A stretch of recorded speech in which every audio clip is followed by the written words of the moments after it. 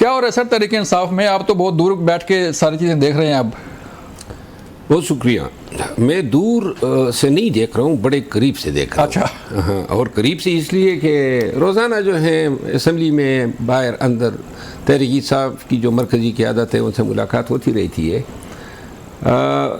یہ جو آپ نے انٹرو میں بتایا نا، بدقسمتی ہے کہ آج ایک ایسا وقت آ گیا خصوصاً میرے لیے کہ مجھے یہ بتانا پڑ رہا ہے کہ ہمارے جو انرجیز ہیں یا ہماری جو قوت تھی مزاحمت کی وہ مان پڑ چکی ہے. اور یہ ایک حقیقت ہے. یعنی ورکر کو آج اس دور میں جو بھی پی ٹی آئی کا لیڈر غلط امید بنوائے گا یا غلط توقعات جو ہیں وابستہ کرنے کے لیے ان کو اکسائے گا، اس لیڈر کو اس کی قیمت ادا کرنی پڑے گی. کیونکہ پاکستان تحریک انصاف کا ورکر جو ہے وہ پھر ڈیلے کرنے سے، وعدے وعید سے آپ اس کو بہلا نہیں سکتے ہیں. وہ چاہتے ہیں کہ آپ نے عید کے بعد تحریک کا اعلان کیا تھا، تحریک کدھر ہے؟ احتجاج کدھر ہے؟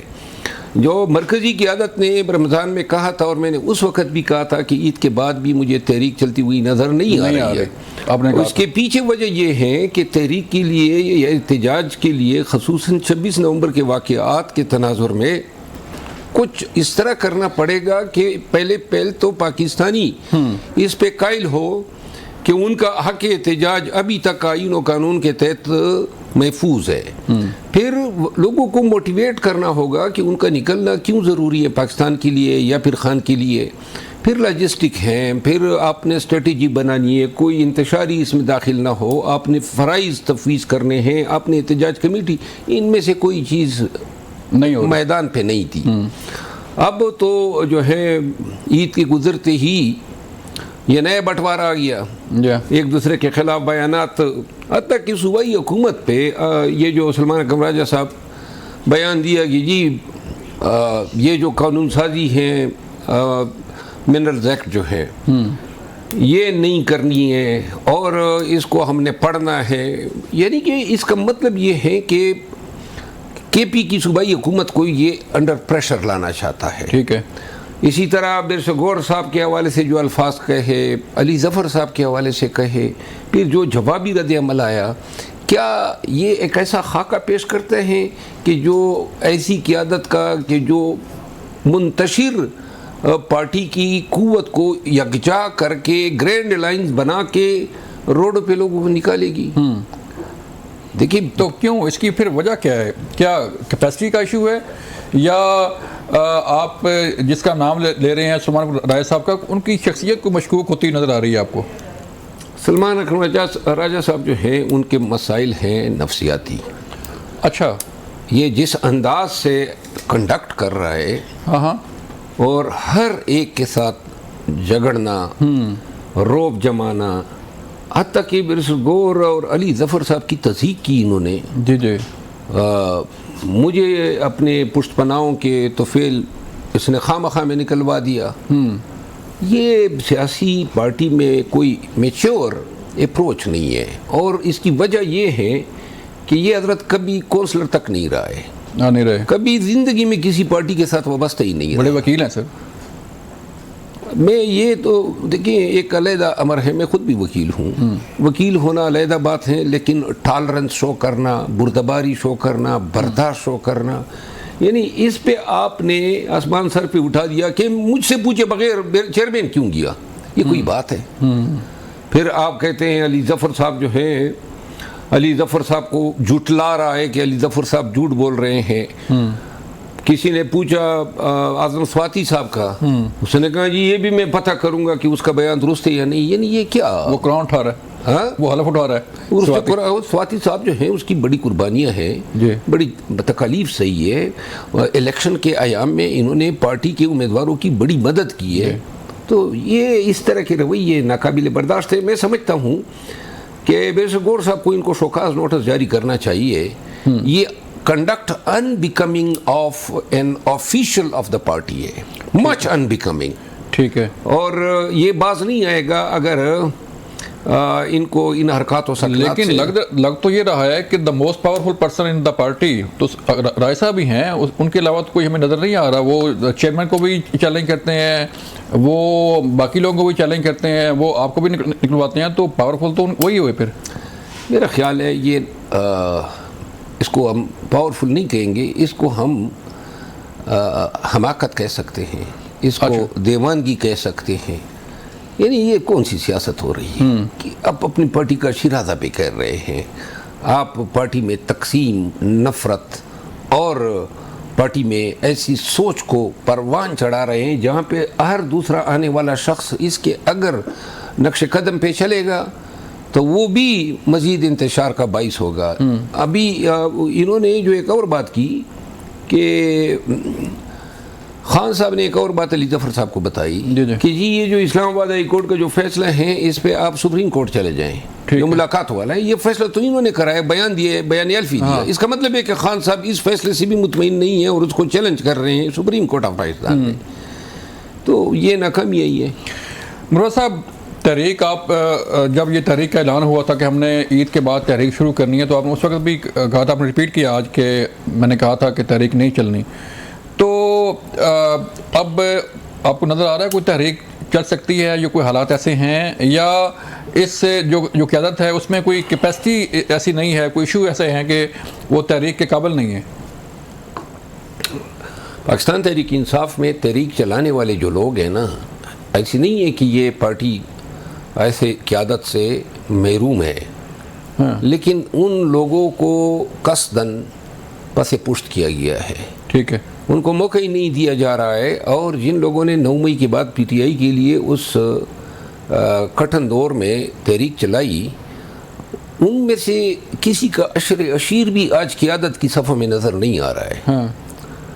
تو لہٰذا جب تک پاکستان تحریک انصاف پہلے اپنے تمام تضادات، اختلافات کو ختم نہ کریں، نمبر 1، اس کے بعد جو ہے ایک احتجاج کمیٹی بنائے، اور اس میں بجائے اس کے جس طرح ہر ایک کمیٹی میں سفارش پہ لوگوں کو بھرتی کیا جاتا ہے، میرٹ پہ ان لوگوں کو شامل کیا جائے جنہوں نے تحریک احتجاج کی چلائی ہو کامیابی کے ساتھ. اس میں لاجسٹک سپورٹ کے لیے لوگوں کو شامل کیا جانا چاہیے، سوشل میڈیا کے کردار کی ادائیگی کے لیے لوگوں کو اس میں شمولیت دینی چاہیے، اور اس کے بعد گرینڈ الائنس سے بھی بات ہونی چاہیے. لیکن یہ سب کچھ اگر کرنا بھی ہے تو 1 مہینے کے اندر کرنا ہے. اپریل کے بعد مئی جب شروع ہوگا، گرمی ناقابل برداشت ہوگی، اور گرمی بتاتی خود اتنی بڑی رکاوٹ ہوگی کہ پھر آپ کو سردی کا انتظار کرنا پڑے گا. ٹھیک ہے. تو مروہ صاحب، پھر یہ جو اعظم صفاتی صاحب فرما رہے ہیں کہ مجھے کہا گیا ہے بات چیت کرنے کا، مذاکرات کرنے کا، اور یہ کہا جا رہا ہے کہ اعظم صفاتی صاحب جو ہے وہ کبھی حلف دے رہے ہیں کہ نہیں واقعی مجھے کہا گیا، اور پھر خان صاحب نے تصدیق بھی کی کہ میں نے انہیں مینڈیٹ دیا ہے بات چیت کرنے کا. تو آپ سمجھتے ہیں کہ اعظم صفاتی صاحب یا کوئی اور جو ہے بیک ڈور چینل بحال کر سکتے ہیں، یا بحال ہو سکتے ہیں، بات چیت ہو سکتی ہے؟ اگر پی ٹی آئی نے مذاکرات کرنے ہیں اور جو ہونے بھی چاہیے، تو اعظم صفاتی صاحب کے منہ سے نکلی ہوئی بات ہی کافی ہے کہ خان نے ان کو کہا ہے. اس پہ ان کو حلف دینے کی چندہ ضرورت ہی نہیں تھی. ٹھیک ہے. وہ ایک ریسپیکٹیبل آدمی ہیں اور بڑے ہی صعوبت برداشت کر گئے. اس کو کیا فائدہ ہے اپنی طرف سے بات کنکاکٹ کرنے کا؟ اور کیوں جو وہ اپنے لیے ایک ایسی ڈیوٹی ڈھونڈے گا جس کی ناکامی کی صورت میں اس کو پھر اسی طرح باری برکم جو ہے گالیاں پڑی گی، جس طرح وہ بریسر گور صاحب کے ساتھ گیا تھا اور 22 اگست کا جلسہ مؤخر کرایا تھا. وہ بھی ایک ڈیوٹی تھی جو پارٹی نے ان کو دی تھی. جی. بدلے میں جو ہے سوشل میڈیا ان کو گالم گلوچ کرنے لگا. اگر کل آنکھوں یہ بیانات یا یہ مذاکرات کامیاب نہیں ہوتے ہیں تو پھر بھی برنٹ ان کو بیئر کرنا ہوگا. تو لہٰذا البتہ اعظم صفاتی صاحب کے ساتھ اگر بیرسٹر گور صاحب، علی امین خان، یہ 2 حضرات ہو تو میرا خیال ہے کہ مذاکرات جو ہیں وہ کوئی ایک ڈگر پہ چل سکتے ہیں. لیکن مذاکرات آپ کو اطلاعات ہیں کوئی ایسے کوئی بحال ہوئے ہیں بیک ڈور رابطے؟ کوئی یہ رابطے بحال بھی ہوئے ہیں، منقطع بھی ہوئے ہیں. اچھا. بار ہوئے ہیں. اچھا. یہ کوئی ڈکی چھپی بات نہیں ہے. ٹھیک ہے. یہ پورے پی ٹی آئی اور پورے پاکستان کو علم ہے. البتہ میں اب یہ سمجھتا ہوں کہ جب بھی مذاکراتی ادوار ہوئے ہیں، اسٹیبلشمنٹ نے جو ہے ان مذاکرات کو کبھی سنجیدہ لیا ہی نہیں ہے. وقت گزاری کے لیے ہمیں انگیج کیا ہے، اور اپنا الو سیدھا ہونے کے بعد جو ہے انہوں نے پھر مذاکرات سے ہاتھ کھینچے ہیں. آج کل مذاکرات شاید ہماری ضرورت ہے. اسٹیبلشمنٹ سمجھتی ہیں کہ اتنا کمزور ہم کر گئے ان کو کہ اب ان کی جوابدید ہے کہ وہ ترس کھاتے ہیں یا نہیں. اور میرا خیال یہ ہے کہ جب تک پی ٹی آئی کوئی ایک وسیع مزاحمتی تحریک چلانے کے قابل نہیں ہوگی، مذاکرات کی توقع رکھنا یا مذاکرات میں جانا جو ہے وہ بلا سود ہوگا. بالکل ٹھیک ہے، لیکن یہ جو ہے وہ مزاحمتی جو آپ تحریک کے قابل کہہ رہے ہیں، کیا تحریک انصاف اس قابل ہے اس وقت کہ کوئی ایسی بڑی تحریک چلا سکے یا مزاحمت کر سکے؟ بالکل. پی ٹی آئی کا ورکر جو ہے نا، وہ ایک ایسا ورکر ہے جو پاکستان میں کسی اور پارٹی کے پاس نہیں ہے. ٹھیک ہے. لیکن جو قیادت ہے بدقسمتی سے وہ اس قابل نہیں ہے کہ ایسے دلیر، ایسے بہادر، ایسے کمیٹڈ ڈائی ہارڈ ورکر کو نکال سکے.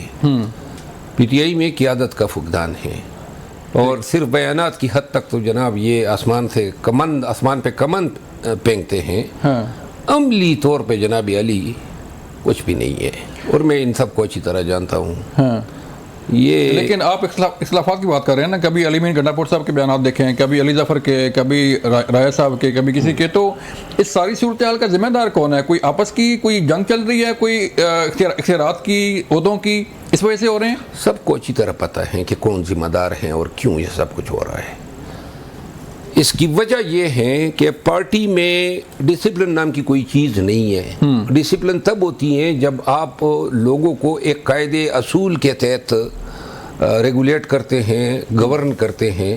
یہاں جناب علی عمر ایوب خان سے استعفیٰ لیا گیا اور ان حضرت کو جو ہیں سفارش پہ سیکرٹری جنرل بنایا گیا. اچھا، مطلب یہ قانونی طور پہ یا پی ٹی آئی کے آئین کے تحت اس کا الیکٹ ہونا ضروری ہے. یہ must be an elected secretary general. ٹھیک ہے.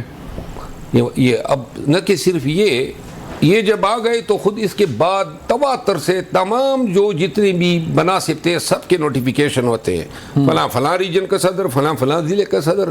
ایک بھی پوسٹ یا ایک بھی ویکینسی الیکشن کے ذریعے فل نہیں کی جا رہی ہے.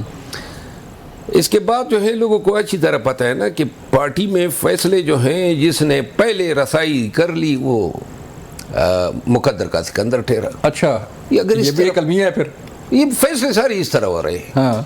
اور بیسیکلی یہ وہی لوگ کروا رہے ہیں جنہوں نے خان صاحب کو جو ہے ان سے تمام یہ چیزیں پوشیدہ رکھی ہوئی ہیں، سوا ستیاناش کر چکے ہیں اور مزید نقصانات دے رہے ہیں.